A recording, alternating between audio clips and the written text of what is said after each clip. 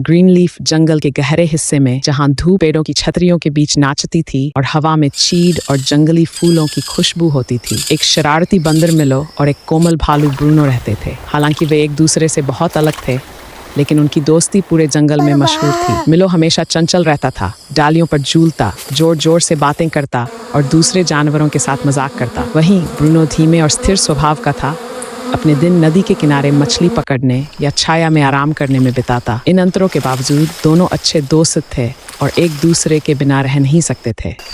एक दिन मिलो को एक पेड़ पर ऊंचे छत्ते दिखाई दिए। उसकी आंखें चमक उठीं। ब्रूनो, देखो मुझे क्या मिला, शहद, वह चिल्लाया और नदी किनारे आराम कर रहे ब्रूनो के पास झूलता हुआ आ गया।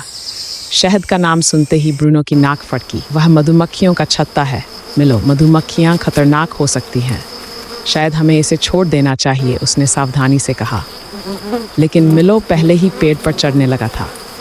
चिंता मत करो ब्रूनो, मैं जल्दी करूँगा, उसने कहा और छत्ते तक पहुँचने की कोशिश की। जैसे ही उसकी उंगलियां छत्ते को छुईं, मधुमक्खियां गुस्से में भनभनाते हुए बाहर निकल आईं। मिलो चिल्लाया और संतुलन खोकर नीचे गिरने लगा। ब्रूनो तुरंत कूदा और मिलो को गिरने से पहले ही पकड़ लिया।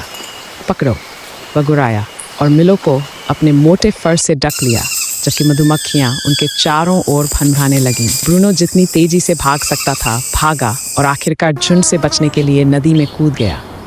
जब वे बाहर निकले तो मिलो पूरी तरह से भीगा हुआ और पत्तियों से ढका हुआ था, लेकिन सुरक्षित था। मुझे माफ़ कर दो ब्रूनो, उसने शर्मिंदगी से कहा, मुझे तुम्हारी बात सुननी चाहिए थी। ब्रूनो हंस पड़ा और अपने फर से पानी झटक दिया। कोई बात नहीं मिलो, बस मुझे वादा करो कि अगली बार किसी छत्ते पर हमला करने से पहले 2 बार सोचोगे। उस दिन के बाद मिलो और ब्रूनो एक दूसरे पर और भी ज़्यादा भरोसा करने लगे।